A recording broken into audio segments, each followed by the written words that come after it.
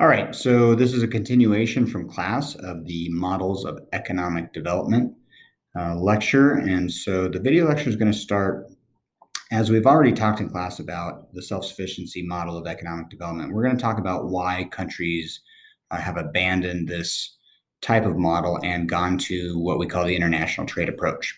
Probably the greatest downfall to this system is inefficiency. Whereas systems like capitalism demand efficiency, they demand high quality goods and services. The problem with this system is that when you have protected industries that are heavily subsidized, those industries don't have the motivation to do better. If you protect your industries with such high tariffs, they don't have to face foreign competition. And so the domestics and producers of whatever it is, they're going to produce something that is cheap to them, that is probably of mediocre quality, and so this is a real problem for this kind of an economy. The next one: if consumers know that they cannot get good quality goods, they're eventually going to figure out how to way to get that. And so you're going to get the emergence of a black market, and black market just means illegal trade of some kind. You're going to be getting some sort of informal economy develop where it's not regulated by the government, and people are, they're going to find the ways to get quality goods or illegal goods or something anyways. Thirdly, because we, as a goal, as an economy under this type of system, want zero unemployment, that means everybody gets a job. So even, lazy people, they know that probably they cannot get fired because the government's requiring them to stay employed. So what's your motivation if you know that no matter what you do, you're going to get paid? You're going to get a guy working in a job that looks like the guy in the bottom right-hand corner.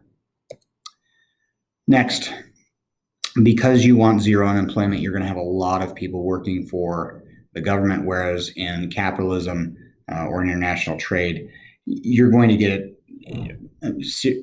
times where unemployment spikes up. You're going to get times where people just aren't hiring. Whereas in this type of system, the government wants to always maintain zero unemployment. And so you're going to get a lot of people that work for the government, and they may not be doing a whole lot. And a lot of that is just paid for by tax dollars. And this hurts the wealthy people, especially the most. Inevitably, this system leads to corruption. An example that I used in one of my classes, let's just say that you have a meat inspector, and that meat inspector is going to go into a meat packing plant and make sure that they are being clean and using sanitary practices.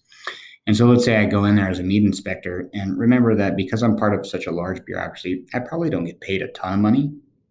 And I go into this meat packing plant, I find all these violations, and the owner of the meat packing plant says, "Hey, look, buddy, you don't make a lot of money. Why don't I give you $10,000 and you just sort of look the other way and don't write me up?" And when people aren't making a bunch of money, there's a greater chance for corruption to happen. So these are some of the major issues facing economies that are self-sufficient. And like I said, people need motivation. They need competition to make them better. Consumers demand better. And this type of system doesn't lead to that, when it doesn't lead to a lot of economic growth, and people kind of demand that.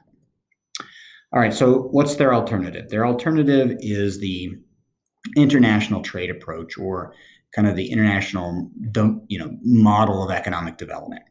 And when we think of this type of a system, probably what comes to mind is something that resembles capitalism, or the system that we use, where our economy is, not only active in producing goods here, but we sell goods to the rest of the world. We import goods from the rest of the world. And then we're also making goods for Americans, like out there in the world. So this is a big kind of shift away from insulating ourselves from that kind of self-sufficient type attitude.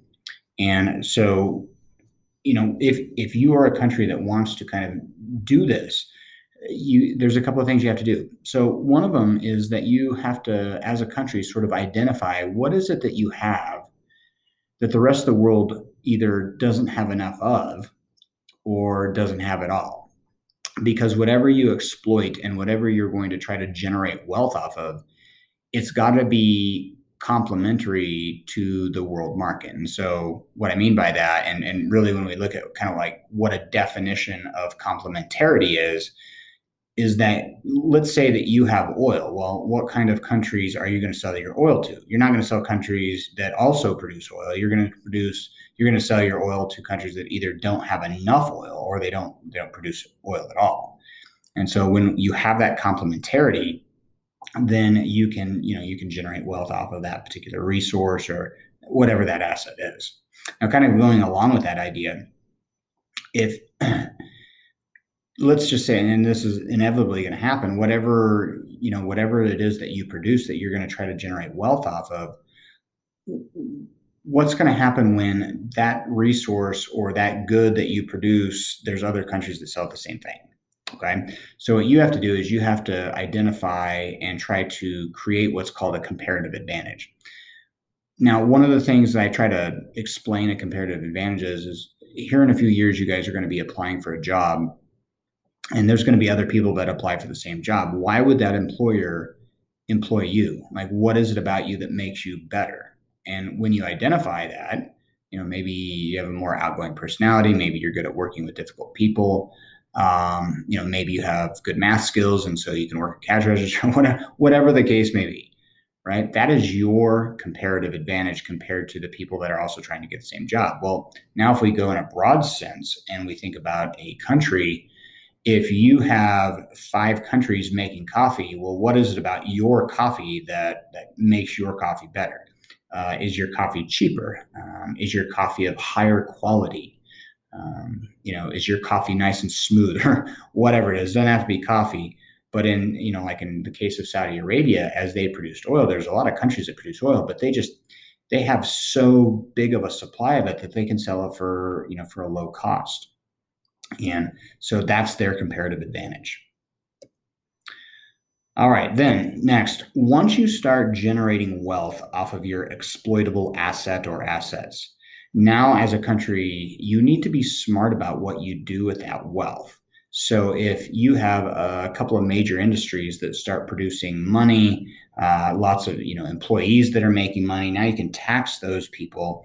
What are you going to do with your money if you're a country that is smart, that's going to sort of pay it forward into the next generation of your country so that the next generation lives more comfortably than the first or than the current generation? And so what a really good idea for countries to do as they're exploiting their asset is to invest in things like education, right? So in China right now, you have people that are working in these factories, but their kids are starting to go to school. And so by the time that they get out of their education system, well, now those kids have productive skills, they have computer literacy, maybe they speak a couple different languages, and now they'll never work in a factory. All right. So it's important that you invest in things like education or infrastructure. You want your infant mortality rate to go down. You want your literacy rate, your life expectancy to go up. How can you do that? Well, you can invest in things like sewer systems, clean drinking water, filtration systems, so that your people are not dying of cholera or dysentery or something like that. So invest in electricity lines, in dams, so that you can create reservoirs, so that you can have productive agriculture. So there's a lot of different things that you can do with this money that would be smart in terms of the overall development of your country. Okay.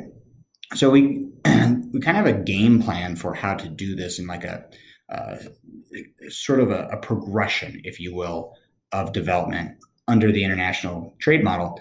And the geographer that kind of created an outline for this was a guy by the name of Walt Rostow.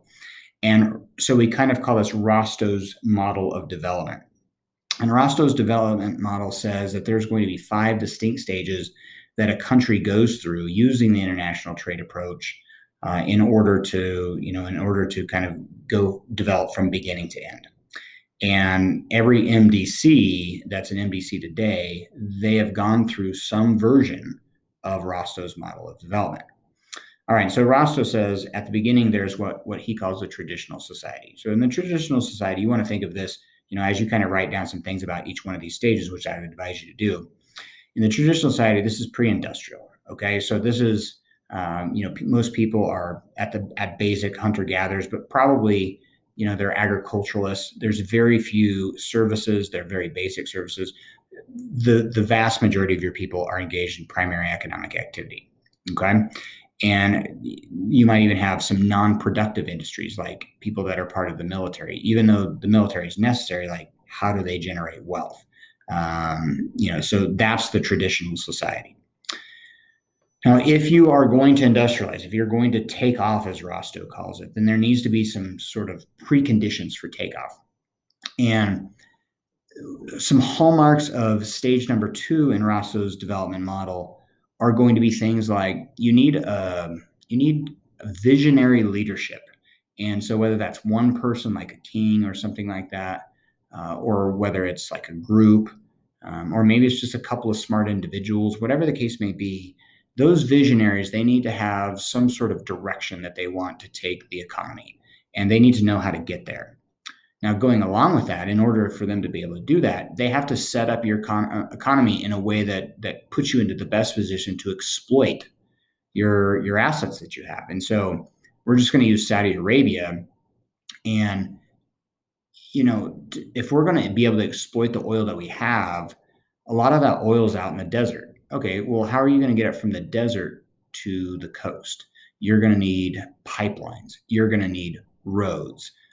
You're going to need ports that are equipped to handle big oil tankers and be able to transfer that oil from a pipeline to a tanker.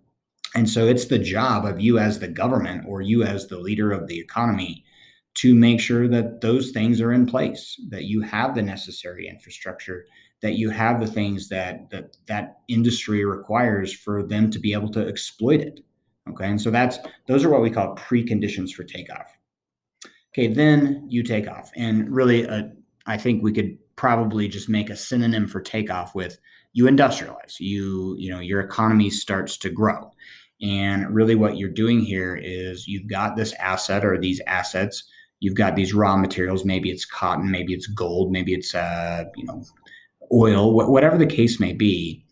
You are now exploiting them. You are now being able to generate wealth off of them by selling them to the international community, to other countries. And so this helps your economy to grow. Now, initially, when you take off, you're probably only going to have a couple of major industries.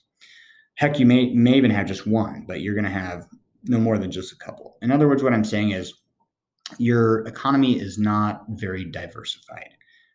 Your primary sector does start to shrink, your secondary sector does start to grow, and your tertiary sector starts to grow, but it's still small at this point. All right, and then Rostow says you go through a fourth stage called the drive to maturity. So now you're talking about an economy where industrialization has been going on for 30, 40, 50 years. And you're starting to see a little bit more diversity in that economy. Whereas before you had one or two major industries, now maybe you have 5 or 10. Your primary sector continues to shrink. Your secondary sector is kind of topping out. And then your tertiary sector is over 50% of the people. But that's really kind of your drive to maturity. But what you should be noticing is that the nature of your economy is beginning to change. And it's changed for sure once you get to stage 5, which is called the age of mass consumption. The highlighter, the key part of the age of mass consumption is now your economy is driven on what you consume and not by as much what you produce. Whereas in industrialization, it's all about taking our raw materials, transforming them into something valuable and selling them. Now it's all about getting cheap goods. And a lot of times we get those cheap goods from out in the world somewhere, but it's how we exploit them. And that's really what we mean by the age of mass consumption. Is it's an age of services. Okay. Our economy is driven by services. Our economy is driven by spending and consumption. And if you think about some of our biggest companies that we have in the world, and really in the United States for that matter, think about like Amazon and Walmart. What do they produce? Like, what do they make? And if you think about it, the answer is really nothing. They just sell goods. They sell already made goods, and they make a lot of money doing that. And so our economy is driven by us consuming. Now, I don't want you to get the idea that we don't produce anything, because we still do. In fact, the United States, from a dollar perspective, we make just as much as anybody in the world. But it's the type of things that we make that's the distinction. So another hallmark of the age of mass consumption is the type of manufacturing that a country like us is going to do. And that's what we call high value added manufacturing. Whereas like textiles or clothing, that's low value added. Whatever the raw material is and whatever you transform it into, there's not a lot of difference from the value of the raw material to the finished good. But in the age of mass consumption, countries are focusing on ones that generate the most wealth. So we take raw materials, we turn it into something very highly, it has a lot of value added, like a computer chip. Okay.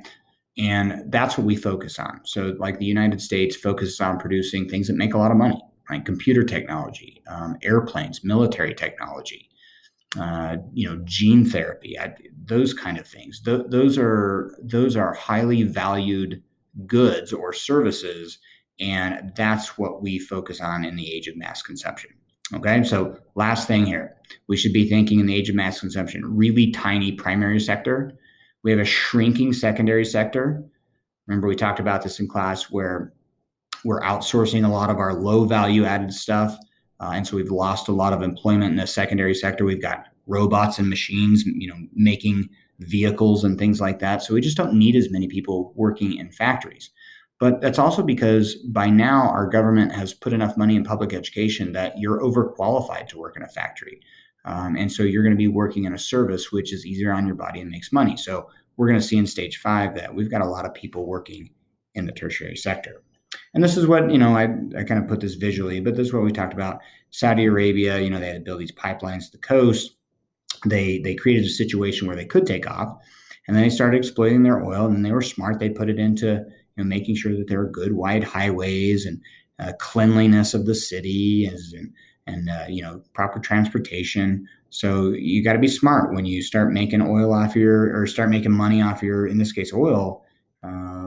Reinvest it in your country and pay it forward so that your economy does better in the future. Okay, next concept, the core periphery model. And we'll talk about kind of core periphery model and how uneven development works with it. But the core periphery model is this idea that there is a group of countries that we call the core, otherwise known as MDCs. And the way that they have gotten wealthy and continue to get wealthy at a very fast pace is by exploiting the countries that are less wealthy, that are less productive, that are less educated. And what this leads to is something called uneven development. Okay. And so if you look at the countries within the red line, those are, like North America, most of the Western European countries, Japan, Australia certainly fits into this, but those countries make up the core. And outside of this is what geographers call the periphery. So you just know the peripheries as the LDCs. All right, the MDCs have gotten rich off of them by exploiting their natural resources. We saw this in the case of Africa for the Europeans. It could be, cheap labor like the United States has done to China. Interest from loans like the World Bank, which is the financial arm of the United Nations.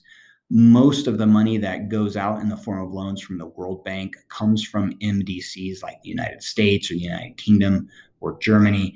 And then they give those loans out so that these LDCs can develop and exploit their assets. But in doing so, they have to pay these ginormous loans back plus interest. And so the MDCs kind of, they get richer. Also immigration. So remember that if I am in one of these periphery countries and I'm a reasonably intelligent person, I know that if I go to a core country, I can probably get paid better for my skills. And so we have that brain drain. So that's another form of MDC, exploitation. Now we need to realize that all of these countries in the periphery, they are industrializing and their standard of living is growing, albeit slowly. So they are growing, but because of this core periphery model and idea, there's uneven development. In other words, the MDCs are growing at a much faster pace their economies are getting much larger, much faster compared to these countries that are beginning to go through industrialization. Um, and so a good example of uneven development would be, I don't know, the United States and El Salvador. El Salvador is growing; they're growing slowly, but the United States, we have exploited El Salvador for sugar plantations, coffee plantations, things like that. And, we're the countries that kind of get rich off of that by then taking that cheap coffee and selling it at Starbucks and things like that. Okay, so that's the core periphery model. Now, this system is not stagnant. You can be a periphery country and you can move into the core, and we've got evidence of that. Japan after World War II, their economy was in shambles, and then we kind of went in and we taught them how to make electronics and cars, and by the 1980s, they were making them better than us. And so, then Japan moved into the core. Well, in the last 20, 30 years, we see this with the four Asian tigers or four Asian dragons.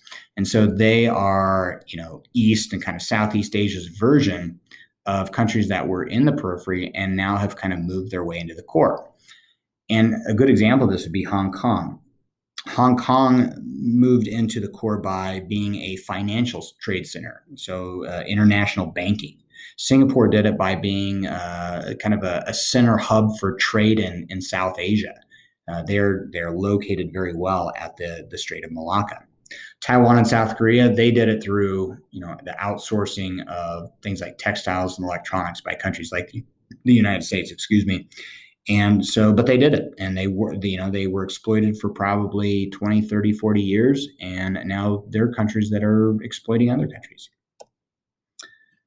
All right, last thing, finishing up here. What are problems with the international trade alternative compared to self-sufficiency? One of them is uneven resource distribution. Not everybody has oil like Saudi Arabia or the natural resources that a country like the United States has. What if the best thing that your country has to exploit is, I don't know, coffee or bananas? Your economy is going to have a tough time really taking off. So some of the places around the world, they're just not blessed with that many natural resources or exploitable assets. Okay, second thing, and I'm just going to use coffee again because it makes a good example, but what happens with you have this year where your climate's really good and you have lots of production, but so does everybody else along the equator that grows coffee. And so now they've flooded the market with a bunch of coffee beans. Think about what that's going to do to the price of coffee beans. It's going to bring it way down. And so if you have market stagnation, you've produced a lot, you've got a lot of costs you got to cover, you need a lot of that to sell, but if the prices are low, it's going to be more difficult for you to pay your costs. So market stagnation can be a real problem in this style of economy. Thirdly, if let's say I am a coffee farmer, right, and I want to get a tractor, I want to get modern machinery so I can, work less hard and produce more. Where am I going to get a tractor from? Where am I going to get complex irrigation systems from? Where am I going to get herbicide and pesticide? And the answer is I'm going to have to get them from an MDC. Let's think about it from a kind of a macro perspective. Now I'm a country and I have an exploitable resource, but I don't have the money to lay the infrastructure to start exploiting it. I need a loan. I need a loan from the World Bank. And remember, who are the countries that kind of control and put the majority of the money into the World Bank for that loan? And again, that's the MDCs. So we see that if you're an LDC, the MDCs hold a lot of advantages, and they can exploit you in a lot of different ways. Cultural costs. By what you're doing or how you're changing your economy, how is that going to impact your culture? Is that going to, you might be a rural people, and now this is your takeoff is going to cause massive urbanization. And if your economy grows, maybe that's going to attract immigrants to come in, and now all of a sudden that's going to threaten cultures, and cultures may be mixing and stuff like that. So, whether that's a positive or negative, it is going to probably impact your culture by developing. And then lastly, the environmental costs. And this one's kind of easy to see. We'll use coal for an example. Let's say that I want to produce electricity for my people, and I've got to burn coal to power my power plant. That coal is very dirty. When I burn it, it produces soot and bad stuff for the environment, for the air, and that can cause things like acid rain. So, even though a lot of pretty much every country in the world besides two have chosen to use this international trade approach, There are some negative things that come with it, and it's not always good. But by and large, countries, over a 50 or 100-year period, their standard of living goes way up. Their disposable time goes up. Their access to technology, their life just becomes easier and more comfortable. And so that's why these countries choose the international trade approach. Okay, so those are the main points about the models of development. Thank you for tuning in today.